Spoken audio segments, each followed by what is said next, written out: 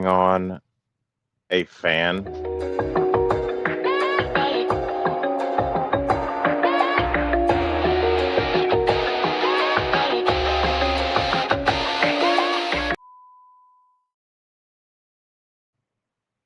Hello. Are we on? I think we are. I hope we are. What up? And welcome to Friends from Work. My name is Al Jackson, and that's very important because I think I'm the only one on the thread today. And that is okay. Tori said she got wrapped up in some family stuff. And I'm like, first of all, you're Jewish, okay? So stop trying to say that now all of a sudden Christmas Eve is this big thing and you can't jump on the thread. But no, I'm happy. She is at home with her people. I am in Key West with my people. Who is that? That's Sarah, who you guys can feel her presence on the thread. She's hovering around, running around like a crazy person on Christmas Eve, making sure because Christmas time is a time for stress. That's what I always say. I said, don't let the year wind down, ramp it up. She has gotten me together and gotten us up. First of all, she woke me up. Okay, your boy was knocked out. I was Merry Christmas, Marcy. We flew from Denver to DC, and then we flew from DC down here to Key West. And DC was very strange, is in that we got there in 2.5 hours, which I've been flying for a long time, and I kind of know how long it takes to get places. And it was late at night, and the pilot was like, "We're going to try and set a record." And I was like, "First of all, don't you never want to hear your pilot say that? Like, I'm not here to impress anybody. I just want to land. Every time we land, I'm like, that was a record in my book." But he said we are going to get there in 2.5 hours, and I was like, "Okay," and we did, and it was super weird, but it was like, you know, I slept in a chair in the sky last night, middle seat, called it. That's what you just, and whenever you know you're going to end up getting the worst seat, just call it so it makes it seem like you have some autonomy over your life. So yeah, Sarah was like, "No, I want the middle seat." And I was like, "No, you take the comfortable window and you make sure that you get great sleep. I will sleep next to a young white guy who I was worried about the entire flight because he was doing that. He was in the aisle, obviously, and he was doing that where you're going to sleep, and then he was like, he would be out cold, and then he would jerk, but it would like almost give him whiplash, and he was out, and I kept being like, I wanted to be his dad and be like, "Hey, you need to, if you want to put your head on my shoulder, I'm with my girlfriend. I don't worry about labels. Okay, we don't know each other, but it is the holidays, and you need to lean some direction." But I know he got that worst kind of sleep because he was probably sleeping. He was in REM sleep for about 11 seconds, 49 times in a row. So he's somewhere taking a nap. Uh, we got to DC. We went to Starbucks, and I know it's an exciting story. We heard somebody retching in the bathroom, which is a good way to start the year off. And then we flew all the way down here to Key West, where we had one of the best breakfasts that I have had in a long time. We went to the Breakfast Club 2TOO. If you're ever down this way, and I hope you understand when I say that I had the shrimp and grits and some of the best that I've ever had in my life. My mom and Montez live in South Carolina. Do you understand what kind of shrimp and grits competition they're up against in this head? I don't throw that kind of stuff every time I eat something. Oh, it's the best I've ever had. It was some of the best shrimp and grits I've ever had. They made their biscuits from scratch. So Sar had a cheddar bay biscuit with egg all over it. I think that's her way to get me to not eat it. But she's so sweet. She took her disgusting egg off of it and made me a little non-disgusting sandwich, which was wonderful. But no, she said hers was good. Coffee was dope. And then we went to a place where it just reminds you that heaven is real. There was a shop on the corner, not a liquor store, a key lime pie store. And I think that's how we should combat violence in our major American cities is take the liquor stores out. They bump people out. Alcohol makes people mad. Just put a bunch of key lime pie places on the corner and everything will be okay. I went in there with SAR We got key lime pie, well, key lime jelly beans. We got key lime pie. I said, "Sorry, can I have my slice of pie?" And she said, "No, you have to do the show." And so I'm not saying that this is being done under duress, but I've been threatened. I don't have to be threatened to do the show, but I could do the show and eat pie. Now, would that be unprofessional? Absolutely. And by the way, key lime pie, now that I think about it, because I told you guys I talked with Joey Chestnut for weirdly the second time, the guy that crams all those hot dogs in his mouth, um, on Bob and Tom about a month ago. And I asked him, uh, how do you pick which food you could eat the most of? And I think we talked about it. And I don't think key lime pie made the list, and it needs to be up there. I think I could put some away. I think, matter of fact, that would be my. Oh, and Michael said he's never had grits. Oh, that's interesting. Grits are that's like My Cousin Vinny. One of the best movies ever when he goes, "What is a grit?" And I just it's one of the grits are it's like diced up rice basically, right, Summer? Yeah. You can say stuff. People know you're here. Sarah's acting like my wife is on the way home. She's just nodding while she puts her clothes on and finds the fire escape. What are what are grits? Why are you being so with the colleagues know who you are? All right, will you look up what grits are? How about I know okay. Somebody and then Creamy porridge. they're what? A creamy porridge N- made from coarsely ground dried corn. Okay, dried corn. A creamy porridge. Yeah, I guess yes, Michael. That's actually a really good it is like malto meal. Oh, yes. That's the closest that and see, Michael, I don't are you from a cold weather city? Because malto meal is a very cold weather Midwestern food. I don't know how many people that aren't from the Midwest, um, no self-respecting Southerner uses instant grits. One of the Oregon. Okay, so yeah, it's a regional food, and I think multiple meal is like any place where you're indoors and it gets cold, like I'm sure it does in Oregon. Like it's kind of the same thing, except grits are most people add cheese to them if you're fancy. Most people add salt and butter to them, which is kind of baseline. I don't know how I feel about eating just plain grits. That would be more of a like a punishment or a man versus food challenge. If you want to enjoy your life, put some, butter, cheese, salt to start. And if you want to get fancy like this place did, put some shrimp in there and some southern flavor in it and a little bit of Tabasco, and you enjoy your life. So we had a great yes, and Sarby's agrees as she ate. And now I don't know what are hominy grits because I don't know what it I think I get hominy and hollandaise mixed up, and I don't want to get all up in that. But Hominy is also corn. and I what's that? Hominy is Hominy is also also corn. a kind of corn. Okay, I don't know. It's a dried corn. So what is it? When would you ever have? Is I hominy its own thing, or do you say I want to make my grits hominy. hominy? I don't know. Hominy is Is it like like Poland. is hominy on the drop down menu of grits, or is it its own thing? What's up, Lucy? We are talking randomly about grits, and I think what needs to happen is we need to figure out how we can get Michael to go somewhere to have some grits and then film it so we can upload it. Because we all need to have watch Michael have grits for the first time. Isn't it amazing how many people there's so many foods that people have never had? I think it's really lost on us how huge our country is just geographically. I mean, people wise, yeah, we are a big country, but there are countries that obviously are bigger. But like our sheer landmass, because of it, it makes it so it's very possible where there are people that like you think about New York City, like Christmas time around this time, if you're up in the Bronx, hanging out with a Puerto Rican family like I used to, coquito is all over the place, which is basically Puerto Rican eggnog with booze in it, right? Yeah, Hmm. and it's delicious.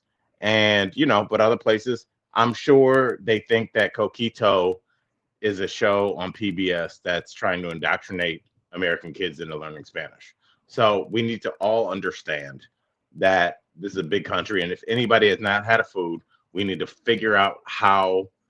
And Lucy just had some pozole. Is that how you say it? Pozole. Pozole. Yeah, it's okay. You know, we could be a little Ohio with it. We just had some pozole at the holiday party at Sarah's family's place, and that was like kind of the first time I had pozole. I like it, but when I had it, I was like, this is one of those things I like, but I could see how somebody would not be digging it. As I was logging on, you know what I saw? It said that Southwest Airlines, their profit margins are down 42%. And I didn't get a chance to read the article, which is always a good way to introduce something. But do you guys think that's because of the chair policy, or do you think that's because just people aren't flying? Because I mean, the airlines don't seem to be suffering the same way. Like I did read the article yesterday that Wendy's is closing hundreds of locations, and that's due to the fact that their prices have not, um, they're not commensurate with like what people are making now. And what I said to Sarah when I was talking to her about this observation, we were walking through the airport on our way to our connecting flight, is that do you ever think you would live in a time where it would not be crazy for the average American to say, "Hey, I can't afford Wendy's," and they'd be real. I told y'all when Vlad and his homie moved my stuff for free, even though I tried to pay him into my storage unit, and I was like, at least let me get you guys some Wendy's. Ran up the street, got two number ones. That's just their burger, fries, and a soda, and it was $31 for two guys. So once I saw that, I was like, the writing's on the wall. This cannot continue. And I wonder with Southwest, maybe I think in your effort to um, kind of say, hey, we're going to compete with the other major four airlines. What is it? American, United, Southwest. What's the other big one, Sarah? Delta. Delta. How did I forget that? And then is that it? That's so sad. Is that it? What is the other big? Please tell me that maybe Alaska, but that's not a major one. JetBlue. I guess JetBlue's like the butter knife to the spoon and fork that are the major ones. JetBlue is like JetBlue doesn't even go everywhere. No shit. And I know in this chat there's some JetBlue. Here's the weird thing. JetBlue. We always talk about like there's many cults everywhere. There's some people I know that it's like if JetBlue ain't going there, I'm not flying there. I know people that feel that way. So I get that JetBlue is deep in people's hearts, but I think Southwest, in an effort to compete with the big four and a half, they were like, "Hey, we're going to change our open seating policy," not realizing that that's what people loved about them is the fact that they did. It was kind of more casual, and a lot of people are nervous when they fly. And they used to have that kind of, Southwest started as as a regional airline um, in Texas, and that was they kind of kept that southern charm. And it was like, hey, buddy, we're all gonna get there. Get on the flight. Doesn't matter where you sit. Make a new friend. And it's kind of all G shucks as that seems. People liked it. People are nervous when they fly, and I think Southwest taking that away just basically made them. And did they remove the baggage fees, baby? Yeah, the 2 free Yeah, bags. they took the two free bags. Let's not forget the other big thing. They took the two free check bags away. So now you're just like you're part of the establishment. Southwest used to be for the people. It used to be the People's United Army, and now you went and joined the oppressive government. And you're like, hey, come on, y'all, and people are like we ain't feeling that y'all stuff. You took our free bags. You now I got to sit next to somebody, and yeah, it is lame, and people just like they don't like it. And it kind of weirdly, but I guess not as weird, correlates with I read this big article about how Target is tanking. Obviously, Target really whatted the bed when they uh retracted on some promises that they had made to some DEI initiatives when Trump was installed as president for the second time. I think they thought they could get away with it and just be like, yeah, what's going to happen? What happened was a permanent blackout of the black dollar which not only affected the people that don't not no longer go to Target, but the people that still do. What the article was getting at is that Target and Walmart are really just rural and suburban cousins. People liked to go to Target because it was a little bit more aesthetically pleasing. The prices weren't that much lower, if at all lower than Walmart. But Walmart's aesthetics, like you go to Walmart and it's like if you want a box fan, you just like you'll be walking around and then there'll just be a pallet with like 50 box fans on it, laid, flat on their side, stacked up, 10 feet, and they've got that white kind of plastic band around it. It just looks like a truck just backed up and dropped it off. There's no like display. There's no nothing. There's no like Shaquille O'Neal like holding up like buy these. It just doesn't look as good. And what Southwest didn't realize is that people were going there for the vibe. I always said back in the day, Southwest. Amy, I was thinking about Kmart the other day, and I'm gonna get to Kmart. Thank God, because I saw one and I asked, "Was that what you saw when I go to? Do you think that Kmart's open? Where were we? Remember we went to a Starbucks? I feel like we were in New Mexico, but we weren't. Maybe we were, or on our way to like Grand Junction. So I don't know where we were going. But yeah, I liked Kmart. Okay, thank you for somebody saying that. I think Kmart like got ran out because there were so many jokes about it. Like, would you shop at Kmart? Yeah, they got the same stuff in there: body wash, fans, Formula 409, freeze pops. Why did Kmart get this like weird? That Kmart had a lot of stuff that was important. If you were going to have 9 kids over at your house that were going to tear some s up, and you didn't really care, you're like, let's get a kiddie pool. Yeah, but our nephew Jarvis is going to come over and he's gonna stab it with something about 2 hours. We know he is, but he has to come because his parents were invited. So just get something cheap. I love Kmart, and I wonder.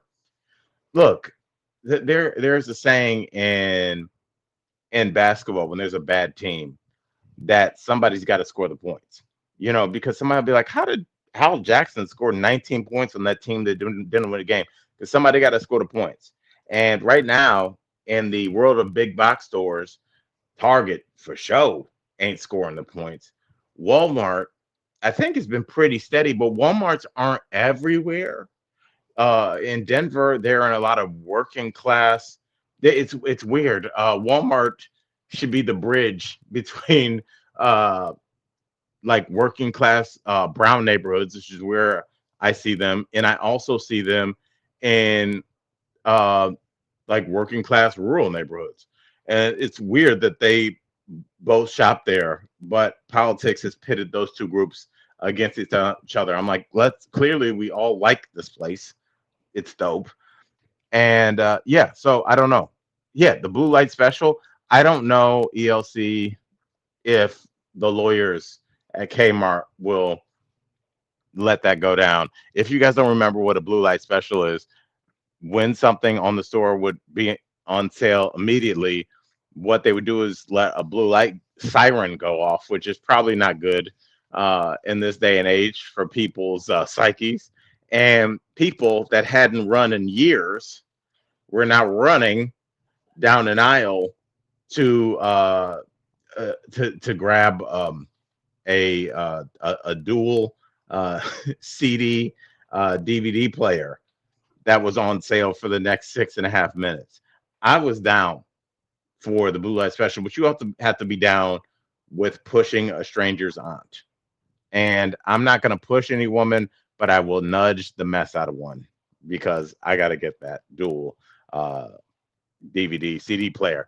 All right, move to some stories that we did not get to yesterday. It appears as we all get ready to chow down for holiday dinner, Christmas dinner, that Wegovy and all of the what do they call those LSP ones, ELP ones, PlayStation 2s, ELP ones, they are all getting ready to go oral.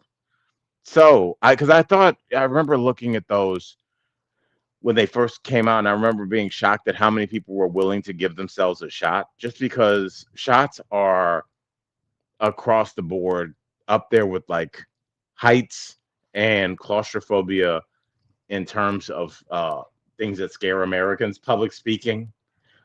And I was just like, I know there's a lot of people that want to lose weight, but I know that, you know, a lot of people could not bring themselves to bring not only getting a shot, but them being the one that delivered it. But now here we are in the future, dang near 2026, and now it is going to be oral. So, do you guys think that we're going to see a spike in more people taking the GLP ones? Because I do. I think there's been a lot of people that, first of all, price has been a barrier, as well as the barrier into your body being pierced with a syringe. And now, if the price goes down and you could just pop it in your mouth, I don't know. That's gonna be so weird. Like I think we'd all just been conditioned to anytime you heard people talk about America for any reason, it was also always followed by the biggest country on the planet. And now maybe we won't be. I mean, if most people can figure out a way in their budget and maybe take some things off, maybe say, hey, I won't go out dancing uh, 3 Fridays a month. Maybe I'll just go one and put that towards the GLP-1.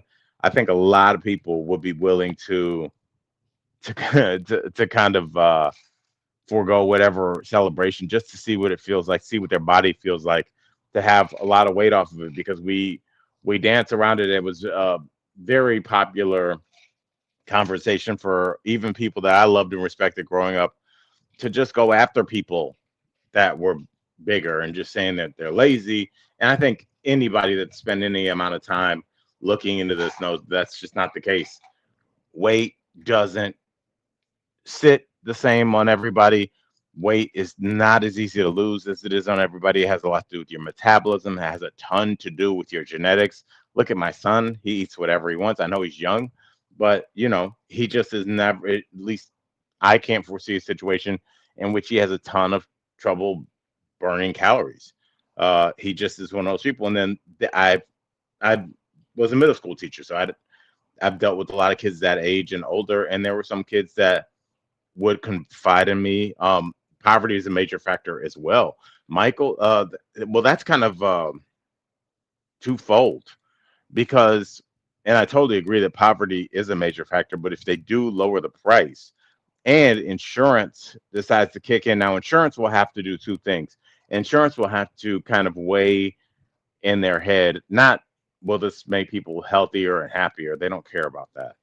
They have to weigh whether it's almost kind of what they had to do with marijuana.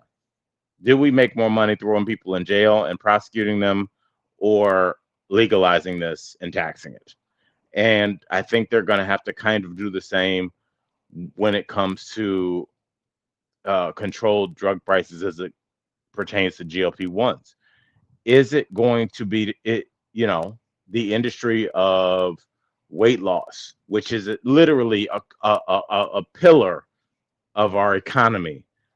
Is you think about how many billions of books and how many hundreds of billions of dollars have been made off of lose weight fast schemes, lose weight slow schemes. Sometimes they weren't schemes. Exercise equipment. Like, that's if you removed all the things that we're talking about, you losing weight, I don't know like how much of that, what that pie chart looks like in your life. But I mean, it's always been just like different weight, whether it was Bowflex or Tybo or Beachbody or Deal a Meal. Remember that? Remember Susan Powder, whatever she was selling? The ellipticals, the Susan, we just lost her. She used to come on DBL all the time. What was her name? The Thigh Master, Susan. We loved her? The blonde from Three's Company. Susan, you know her name. Yes. So anyway, yeah, it's going to be interesting to see is insurance going to come down with some of these prices? So more Suzanne Summers, thank you. And shout out to Suzanne Summers. I really respected her because after Jeff was like, I don't think her and her husband are having sex, what she said 3 times a day. She came on and we just addressed it. It's just so much better when you address this like mini elephant in the room, and then she came on and pitched her products. So yeah, and it was all about gut health. So shout out to her and her life well lived. But yeah, I'm very curious to see like how affordable they will make it to people that are living in poverty. It's or living right at the poverty line, because I think there's a lot of um oh yeah, and Lucy's saying insurance will not cover them after December. What a kick in the teeth. As soon as they make these GLPs um affordable, they get rid of the ACA. Wow. Um, this country just, I don't know what is the deal with it just seems like the all out war on its citizens at all times. And yes, Marcy, the South Beach diet, Atkins, um, and then I think Atkins is the same as the paleo diet. And, it's just like all these things. And Marcy, all these things exist because everybody has a different way to want to lose weight because we all want to feel healthier, move a little bit better. It's lower that cholesterol and not only increase your life, but also increase like the value of that life and not just feel like it's the weight of the world when you have to get yourself up off the couch. And that's no shade. That's real. Like I know friends that have, just been like, oh man, I knew I had to lose weight because I was playing on the floor with my kids and just standing back up, I was groaning and I had to do. I mean, look, it's a big deal. And when you like talk to people from other countries and you hear the stuff that they get, doesn't it seem like they're talking like they're from another planet? I remember when I was on when I was hosting on the BBC, and we were shooting in Scotland over the summer, and one of the uh, the guy, not even a cameraman, but somebody who holds the lights for a cameraman. I believe that's a grip. He got a nasty cut on his hand, and we ran to the. It wasn't even like really an emergency room. It was like a doctor's office that was open, and we went, and he got his hand bandaged, and we were just kind of talking in the room, and we said bye to the doctor, and we walked out, and we just walked out of the building. And I was I was like, "Where's the lady?" Because when you walk out of the doctor's office, they're always nice, but then there's always that window with the two panes of sliding glass, and the receptionist is there, and she's kind of like being nice, but she's like, "Don't try and walk up this. You got to come see me, boo, and see this credit card reader. That's not for aesthetics. Let's go, pony up, buddy." And for us to just walk out of the doctor's office, his hand bandaged up. And I was like, where's the lady? And he was like, there's not, they just, and I was like, what do you mean they just fix your hand? What do they get out of it? I guess that's how we've all been indoctrinated. Is I was like, what does the government get out of my hand being better? And, I just hope that there is enough of us that will band together because clearly when we get together as a larger society, things shift immediately. Everybody was like, over my dead body, will there be gay marriage? Even Democrats are like, I don't know. I don't think gay people should be attacked. But, even Obama, when he first came in, was on the fence of not totally all defensive, not with gay marriage. And within, what, a couple of years, it was there. And really, everybody's like, yeah, how do we live without this? Immediately, when the people turn, things happen. But I just don't know what it is with so many Americans empowering big business and big corporation with that BS lie that like, well, they make more money trickles down to us and they employ no, they don't. The more money they have, the more time they figure out how to turn your job into an app. We need to stop pretending like these big companies are here for us and start wielding our power. All right. Nice rant there on Christmas, Al. Um, I do think that, yeah, and Marcy and Michael, everybody saying they need to keep us sick. Yeah, because it makes you vulnerable. And also, it keeps you from doing what? Protesting against the government. That's right. Yeah, there's a reason that the way that they went after, not just this country, but a lot of countries went to undermine unions is, or just like if they can feel like a groundswell of disapproval with the government, they take things away from them. Because guess what? You can't go to that march on Capitol Hill about police violence or school violence or lack of affordable health care, lack of affordable anything when you yourself are hungry that afternoon, when your kids are hungry that afternoon. You may feel the same, but you don't have the power to mobilize when you are hungry, when you are living on the fringes. So I think that's definitely part of the playbook of what's going on. I just think that no one's ever tried the other side of the playbook. Is like, what if we didn't constantly try and rip our own citizens off at every turn? What if that happened? But I don't know. You look at who runs this country, you know, who was it? Betsy DeVos was the head of Trump 1.0, his higher his school, basically the Secretary of Education, and she's from the Amway fortune, which is, you know, the pyramid scheme, MLM, whatever you want to call it. A lot of the people that have the money to have access to politics made their money through kind of scammy situations. And so I don't think that those people are going to have one empathy for anybody that they, from the general public, that they made their billions kind of ripping off. And I don't think that normal people like us on this thread are going to ever do anything to generate billions of dollars, because to generate billions of dollars, I think you got to do something a little bit shady. I don't think you can be a billionaire and everybody that knows you is like nice guy, fair guy. It can't happen. To be a billionaire, you got to be able to, you know, uh, be a little bit devious. I don't know if I have that in me, and I would love to see SAR trying to like plan a hostile corporate takeover. She'd be like, we could do it, but it's like it's Christmas, and he's got two kids. One of them's in college. She's at Yale. Like, can we do it next year, please, baby? That's what our hostile takeout would be. A lot of us don't have the want or the need or the personality type to be Wolf of Wall Street. I mean, look at that guy. He got a movie made about him. His entire platform was ripping off old people, cold calling them, and selling them on bull s penny stocks. And once he inflated the value, he took it all out and he left these people penniless. Bernie Madoff did the same thing. He just did it to rich people.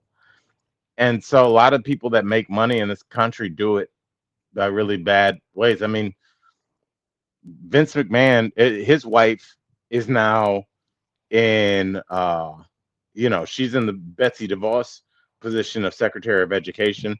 Never dealt with anything to do with education. You just put it there to dismantle it. And I mean, think about what Vince McMahon has done. Matter of fact, look that up January 2nd. That's not a holiday crime he committed.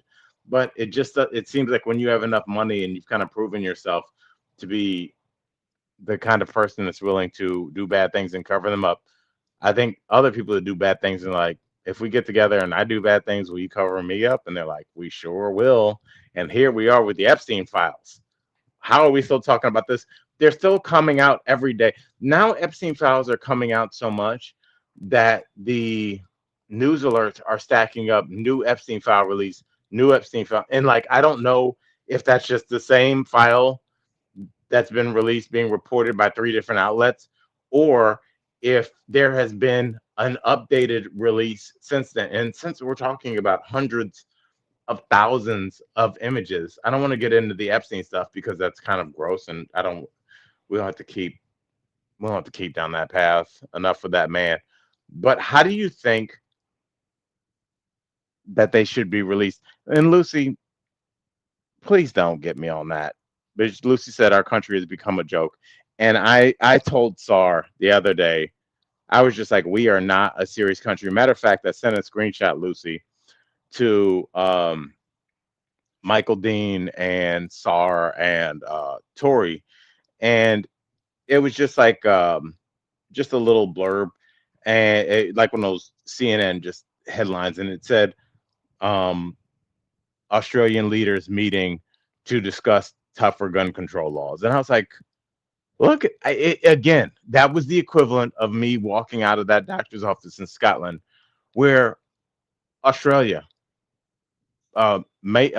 continent, major country, lots of citizens.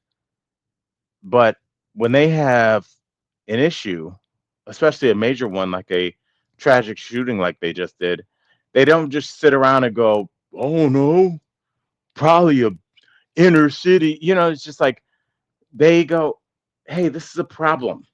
Let's meet and handle it." And we're good in this country. Like now is not the right time to talk about gun control. We're doing the thoughts and prayers. Australia's like, no, this is exactly the time because we're still painting murals in the park from what happened at the beginning of Hanukkah. So now is exactly the time that we should be meeting about stuff like this. And it just like was so in my face that one, that no matter how much mess I talk on here, I and to a lesser extent we all have been indoctrinated and been taught to get used to see a tragedy and do nothing. And that's just because there's never been anything done.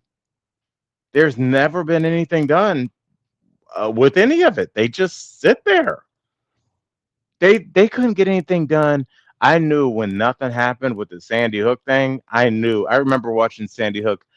I was at home in Cleveland visiting my mom, and she was working. I don't know if maybe I was in college or right out of college. I don't know.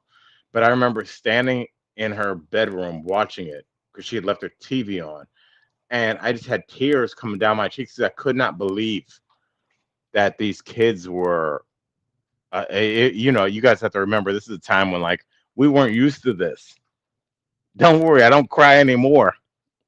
But yeah, and when we did nothing, then I was like, oh no, this is a deeper thing that we've talked about. So I mean, I hope that we don't have to wait 3 years for this country to change. Um, I don't know how we get out of it, but I know what we are going to do. We're going to do it together, as corny as that sounds.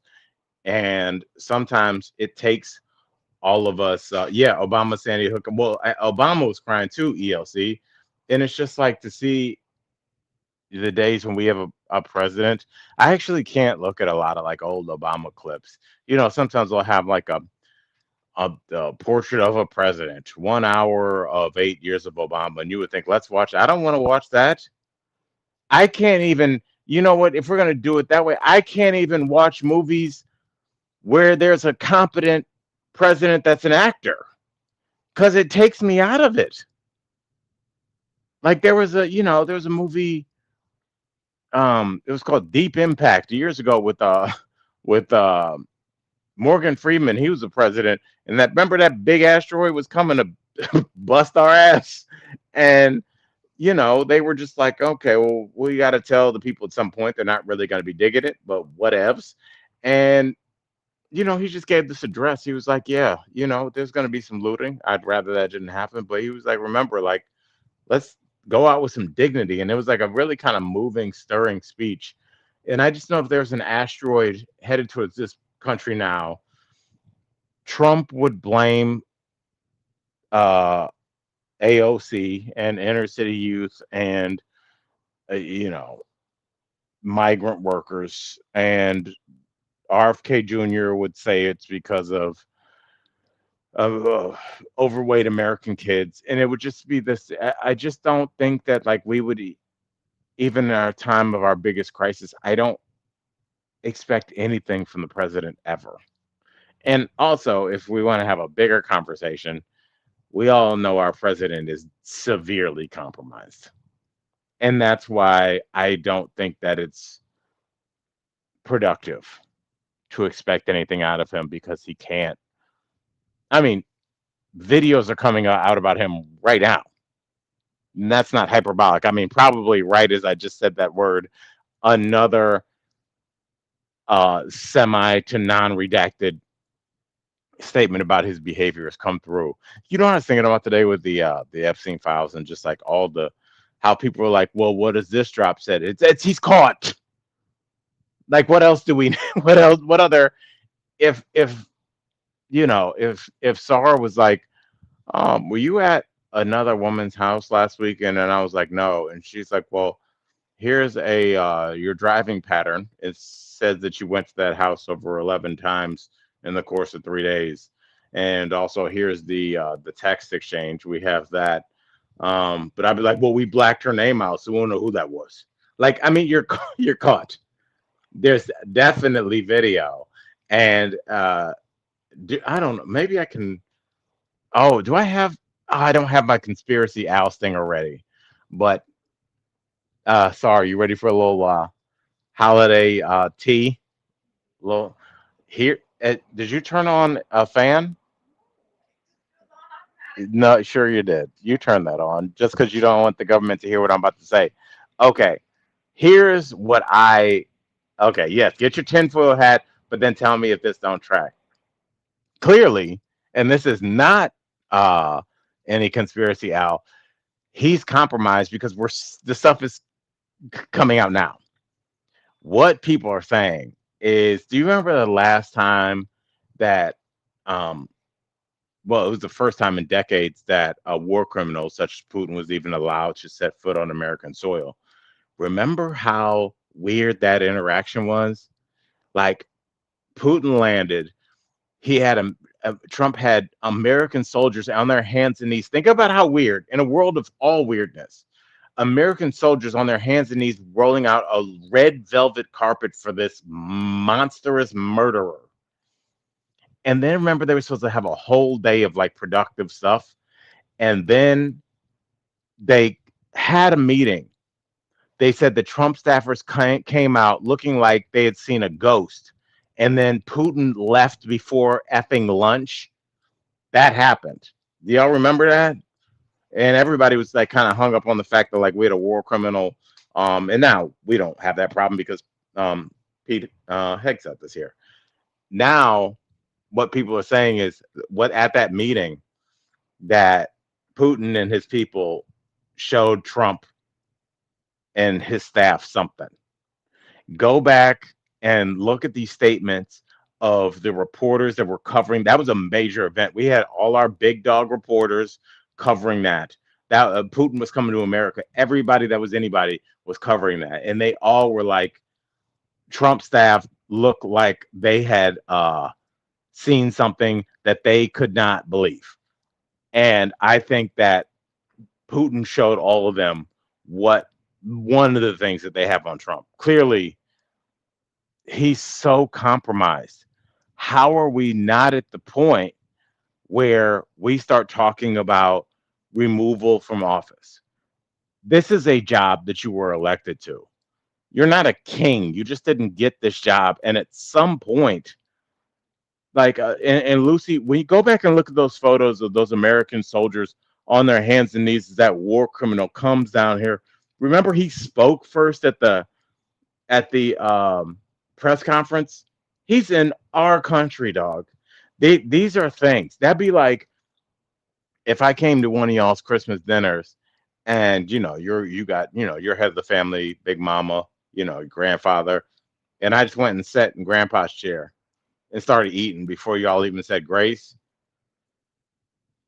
That means something. Why do I feel that comfortable doing that on your soil?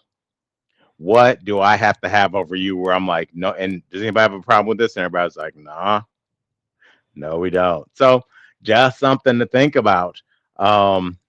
Yeah, it was just super weird. And like sometimes I think we describe things as weird when we don't have all the backstory. But now it does make a little sense, more sense now that we definitely see that that he's been compromised.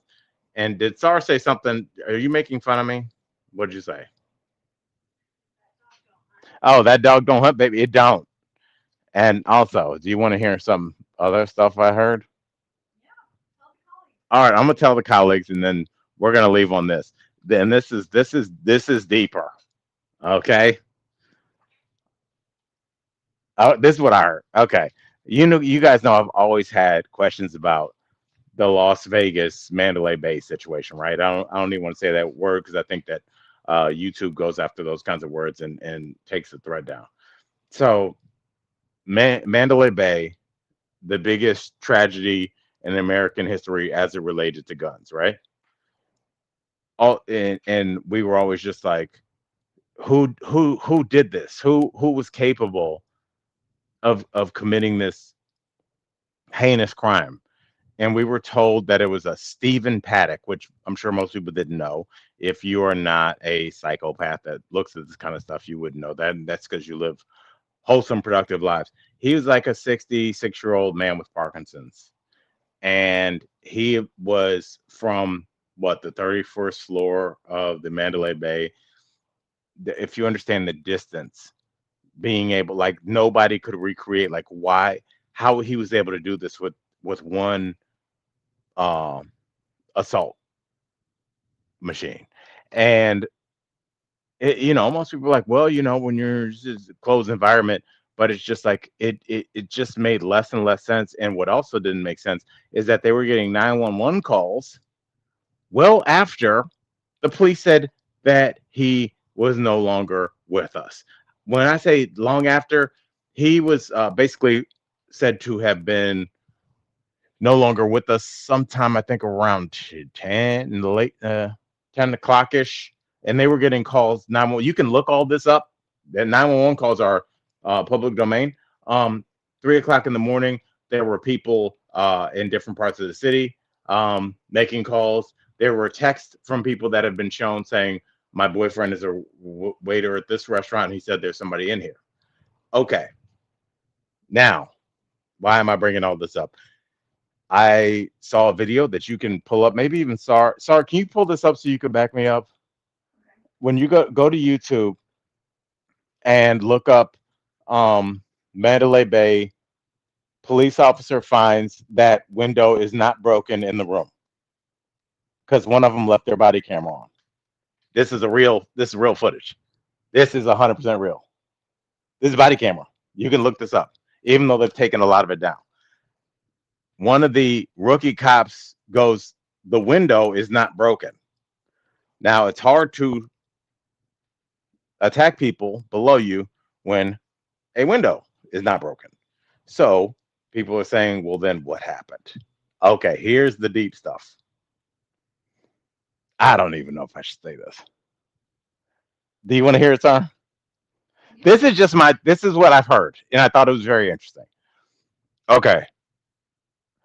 That weekend, the prince of Saudi Arabia, what's his nickname? The young cool one, the one's trying to be cool, the one they just did the festival for. The young one. He's like 30. He's like 35 when he came. He's the younger prince of Saudi Arabia. You'll know his name when I say it. Sarah's looking it up now. It's like ECMB or something. He's got like three. He's got like a nickname. Anyway, the young prince that like did the comedy festival recently. That's behind the Live Golf Tour. He, for the first time in a long time, was here on American soil. You have to understand, when you come from those, you're talking about like as soon as you are linked to be whenever you are anointed the crown prince, you become a trillionaire. In our brains, my brain cannot wrap our heads around the idea of being a trillionaire, but that's how much money that these people have. Trillionaire. Yes. So apparently he leapfrogged a couple people because he was supposed to be seen as like this new kind of younger, hipper ones. And there were other guys that were in line to be that. Do you think that they took that well? And so this was not the first time, hypothetically, that people have tried to take that title back from him. You can figure out how people do that if they don't want somebody to be in that position. MBS, thank you, Slapshot. Yes. Um, so he was, so MBS is here in the United States. And if you're going to take a shot at MBS, where was he staying? He was in Vegas at the penthouse, allegedly, in the penthouse floor of the Four Seasons, which is right next to Mandalay Bay. That's right. Now, what would you need to do to pull off an attempt like that? Maybe create a kerfuffle with a lot of people creating a kerfuffle, not just one old white dude with Parkinson's on the 31st floor. And while the kerfuffle is going down, you have helicopters pull up on the side and do like Boys in the Hood and like literally do a basically a drive-by. They missed clearly because he is still with us, but the people that were apparently upset are no longer here. Do you know who else is rumored? And this is the last I'm gonna say about it because I think this is the linchpin for everything. You think about Jared Kushner and his wife. What is it, Ivana Trump? Who's the young hot blonde one? Ivanka of Ivana Trump, whichever one. The daughter Trump used to like. Yeah, what was her? What's her name? Was it Ivanka? I don't know. Yeah. So obviously, remember Jared Kushner got that $2 billion deal from the Saudis. They're having dinner at the Four Seasons for that show, and all of a sudden, black helicopters pull up and try and take everybody in that area out. MBS obviously escapes, and so do Jared and his wife. But guess what? Have you seen Ivanka since? Have you seen her since? Remember, she was on TV every day. My father, this, my father's administration. When was the last that scared the you know what out of both of them, and you ain't heard from none of them. When was the last time you saw her on TV? When was the last time you saw Jared on TV? Do you remember how much we used to see them? They were all at that dinner. I don't think. Yeah, But I'm saying, Michael, it makes sense. Like if you got skipped over to be a trillionaire, you think those people in those countries like they're messing around and like subtweeting people on Facebook? If there's a problem, we're gonna handle it, dog. And it's gonna be me or you. And people are taken out all over the world at all different times. And I think that that was a failed attempt. I think that is something that obviously the government cannot talk about. And that's why they're just like this one white dude did all. How is it even possible? Somebody, I'm just saying, if you're bored, I hope you're never this bored. Just look up 911 calls and look up his time of just departure from this planet. That dog don't hunt, y'all. Something very strange was happening. And guess what? Guess what I always say about when you keep your mouth shut? The police, the guy that was over the Las Vegas police, this guy named Joe Lombardo, who definitely was keeping his mouth shut and putting out fires. Guess what he is now? The governor of Las Vegas. If you keep your mouth shut, you get stuff. But do you know what else we get? We get to be with each other in Vegas. I said in Vegas, in Key West. Now I got Vegas on my mind before a comedy show on Christmas Eve. Do you see what y'all did to me? Colleagues, I cannot tell you how much I appreciate y'all letting me. Oh, okay. SAR is bringing me. Okay. Are these people sponsors? Okay. Okay. And then SAR is, this has turned into some weird kind of OnlyFans now. We all know there's some erotica with black men eating. There's no shame. Whatever you're into, I am too. Colleagues, I do want to say, I really do love and appreciate y'all. Star just loves to get on, and she's just like, I love the colleagues. You're so cute. I'm like, I love them too. Guys, I appreciate you. Have a great Christmas Eve.